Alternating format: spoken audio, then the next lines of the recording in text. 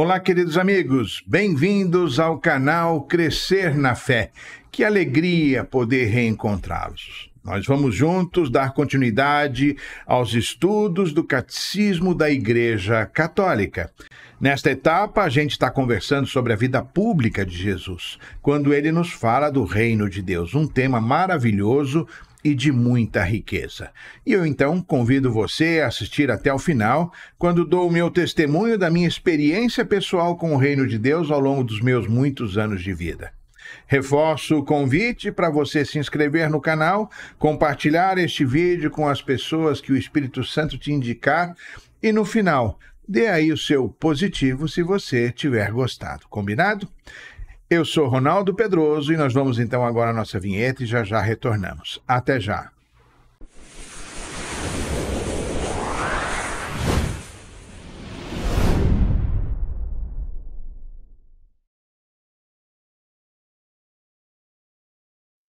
Muito bem, meus caros, estamos de volta e queremos então fazer a nossa oração e convido você a se unir a mim. Em nome do Pai, do Filho e do Espírito Santo. Amém. Ave Maria, cheia de graça, o Senhor é convosco. Bendita sois vós dentre as mulheres e bendito é o fruto do vosso ventre, Jesus. Santa Maria, Mãe de Deus, rogai por nós, pecadores, agora e na hora de nossa morte. Amém. Nossa Senhora Aparecida, rogai por nós. Em nome do Pai, do Filho e do Espírito Santo. Amém. Muito bem, meus irmãos, seguindo então nossas conversas sobre a vida pública de Jesus, nós começamos a falar em nossa aula passada sobre os ensinamentos de Jesus a respeito do reino de Deus. Será muito importante se você puder assistir a aula passada, se você ainda não a fez, tá? Você pode procurar aí na nossa playlist, aqui no nosso canal, e você vai encontrar. Você vai compreender um pouco melhor a aula de hoje. E o reino de Deus, então, como vimos, é a manifestação do próprio Cristo, ou seja, aquele reino prometido há séculos nas Escrituras, desde o Antigo Testamento, e que se tornou realidade, como nos disse São Marcos no seu Evangelho. O reino de Deus está próximo. É Cristo entre nós. É Cristo para sempre entre nós.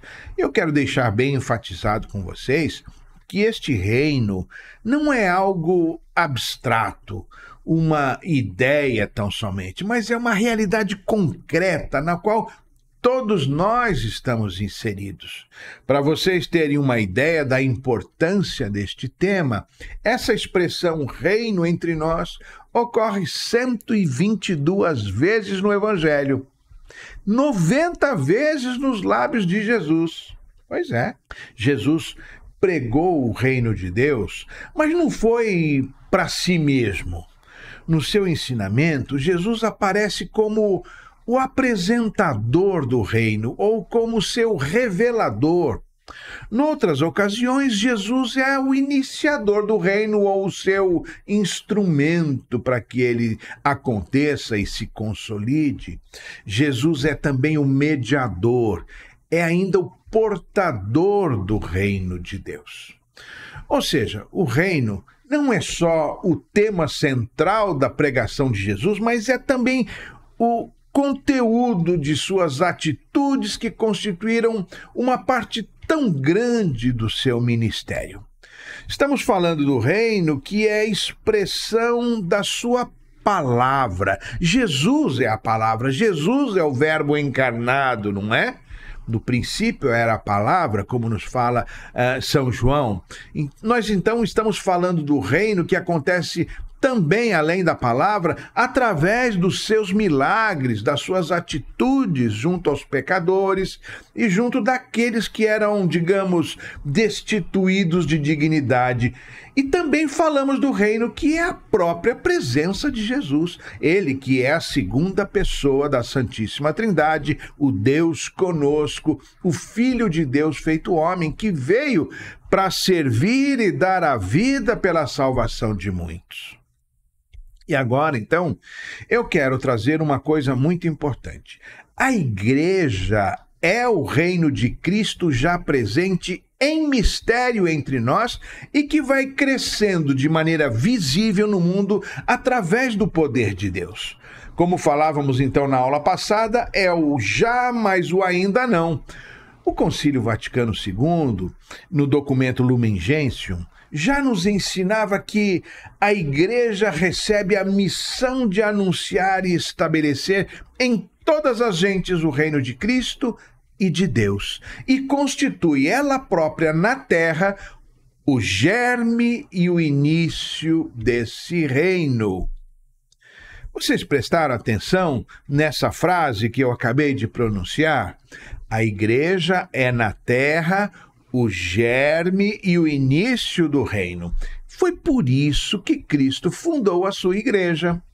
E como nos afirma o parágrafo 551 do Catecismo, Jesus escolheu 12 homens para estarem com ele e participarem da sua missão, dando-lhes autoridade para proclamarem o reino e sobre os apóstolos fundar a sua igreja.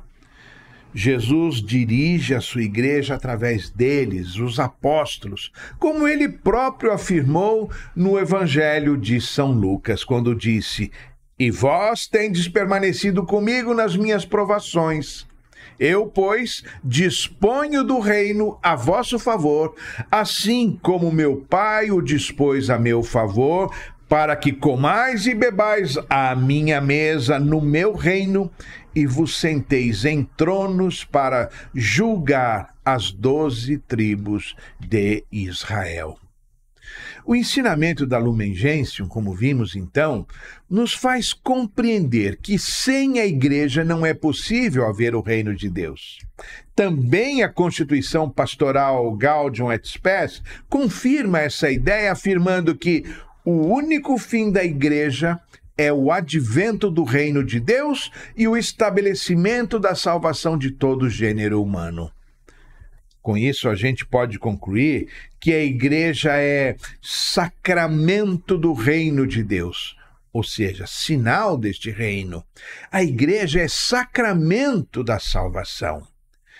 Mas dando sequência agora nos parágrafos 552 e também no 553, o Catecismo nos ensina que na construção do reino de Deus, tendo a igreja como sua origem ou fundamento, Jesus escolheu um dentre os 12 para ser o chefe de todos.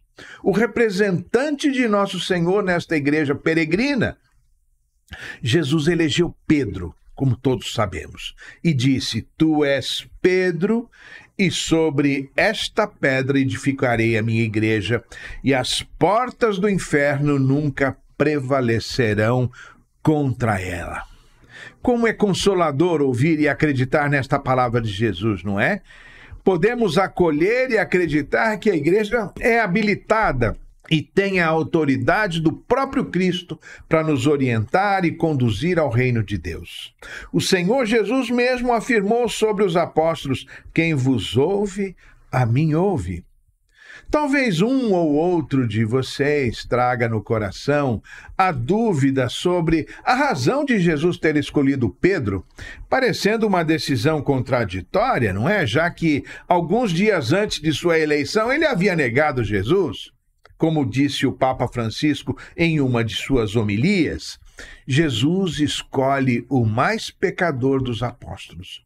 Os outros fugiram e este renegou. "Não o conheço", falou Pedro. Jesus escolhe o mais pecador. O mais pecador foi escolhido para apacentar o povo de Deus. Isso realmente nos faz pensar, disse o Papa. Essa escolha nos faz concluir, então, meus caros, como é o modelo de Jesus para liderar a igreja. Não se trata do mais santo, do mais capacitado, do mais poderoso, não. Jesus escolhe o mais pecador, o mais frágil, aquele que é capaz de reconhecer a própria miséria e governar com humildade. Aquele que reconhece Jesus como o Cristo de Deus, o Senhor dos Senhores. Sim, o reino de Deus é sinal de contradição para este mundo. É muito interessante que essa pedagogia de Deus, não é? É manifestada desde o Antigo Testamento. Vocês se recordam quando o Senhor deu início à formação do povo de Deus a partir de Abraão? O Senhor Deus foi chamando os diversos profetas que eram como Pedro, ou seja, pessoas simples, incapazes. Um ou outro até era gago, outros medrosos, humildes pastores, mas a todos o Senhor capacitou na força do Espírito Santo. Com isso, fica claro para todos nós que o reino de Deus quer ser neste mundo um sinal de contradição. Mas eis que Jesus dá a Pedro uma responsabilidade ainda maior do que ser, digamos, o chefe dos 12. Jesus dá a Pedro as chaves do reino. Jesus disse a ele: eu te darei as chaves do reino dos céus. O que ligares na terra será ligado nos céus, e o que desligares na terra será desligado nos céus. Uau! Jesus deu a Pedro a autoridade de governar a igreja, deu a ele a autoridade de absolver os pecados, a autoridade para discernir e proferir juízos doutrinais e até mesmo decisões disciplinares na igreja. É claro, minha gente, que a autoridade de Pedro era uma autoridade que tinha origem na autoridade do próprio Cristo. E por isso, podemos dizer que a autoridade de Pedro era uma autoridade de serviço. Era exatamente como Jesus havia ensinado. Quem quiser ser o primeiro, que seja o último. O reino de Deus é assim, é o reino do contraditório. Se Pedro é o maior, é porque antes ele foi o menor, porque é aquele que serve. Que ensinamentos ricos para nós, não é? Na força do Espírito Santo derramado em Pentecostes, a igreja então inicia a sua grande jornada do anúncio do reino de Deus e o fará por todos os séculos até o dia em que Jesus voltar. E nós que somos batizados também recebemos essa missão de viver, de testemunhar e de proclamar o evangelho do reino, para que Jesus seja cada vez mais tudo em todos nós. É por essa razão que a igreja é apostólica. É porque nasceu fundamentada na fé, no testemunho, no ensino e na autoridade dos apóstolos, em especial de São Pedro. Os apóstolos foram aquele pequeno rebanho que Jesus chamou para viver com ele e dos quais ele se tornou o pastor. É nesse pequeno rebanho que surge a igreja, corpo místico de Cristo, família de Deus. É por isso que dissemos que o reino de Deus e a igreja estão intimamente unidos, e a igreja é a semente do reino já nesta terra. Mas não vamos nos esquecer do que conversamos na nossa aula passada e que é muito importante. O reino de Deus já está presente neste mundo em mistério, ou seja, já vivemos o reino de Deus desde agora entre nós, mas o viveremos plenamente quando estivermos lá na eternidade. E depois da gente falar sobre o reino, eu fiquei pensando o que é que ele tem representado para mim. E eu gostaria de repartir essa reflexão com vocês, não é? Preparando este tema de hoje, eu tomei um trecho do Evangelho de São Lucas e eu encontrei: interrogado pelos fariseus sobre quando chegaria o reino de Deus, respondeu-lhes Jesus: o reino de Deus não virá de um modo ostensivo, nem se dirá, ei-lo aqui, ei-lo ali, pois eis que o reino de Deus está no meio de vós. O que é que isso quer dizer? Quer dizer que o reino já é uma realidade presente e atuante. E então eu refleti comigo: está no meio de vós. Será que eu não poderia entender também que o reino de Deus está também dentro de mim? Eu entendi que sim. Ali com os fariseus, Jesus, o reino de Deus, estava entre eles. Hoje, Jesus e seu reino estão dentro de mim. Quando eu fui batizado, eu passei a fazer parte da família de Deus e essa família está dentro do meu coração, é a Santíssima Trindade. E onde está a Santíssima Trindade, aí está a essência do reino de Deus, do qual eu passei a fazer parte. Se eu pertenço à família de Deus, acabei comparando isso com o meu lar e com a minha família. Vejam, a minha esposa é minha família. Da mesma forma, os meus filhos são a minha família. As minhas noras e a minha neta são minha família. E quanto maior o amor, o nosso coração se dilata e mais abrangente se torna a família. Podemos incluir, então, os pais e avós, os cunhados, primos, sobrinhos e demais agregados, não é? Uma grande família unida não só pelos laços sanguíneos, mas muito mais unida pelo amor. Eu tenho comigo irmãos de fé muito amados e queridos e que fazem parte da minha vida, são também minha família.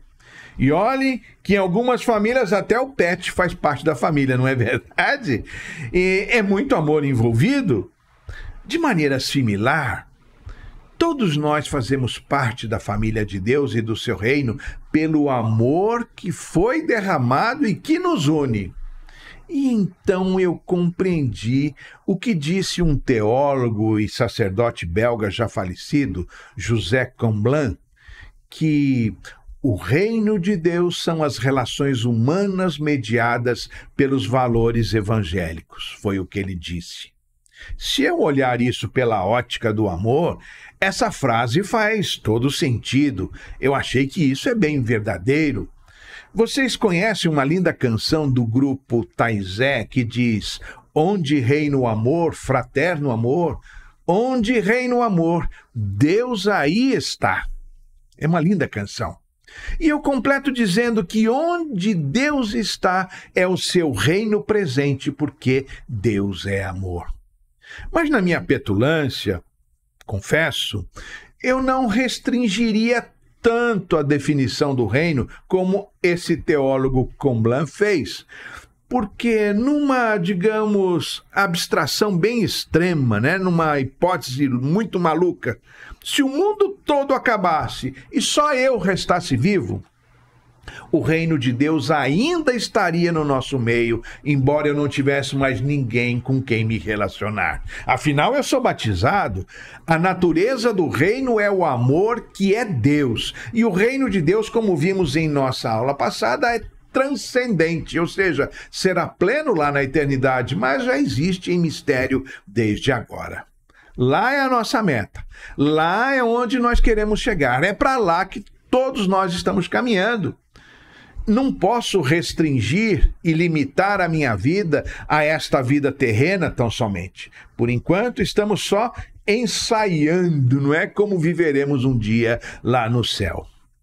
Como desdobramento dessa minha reflexão, minha gente, eu pensei que muitas vezes eu imaginava o reino como um lugar ou uma situação, mas fora de mim, no meu entorno, e não dentro de mim propriamente como enxergo hoje.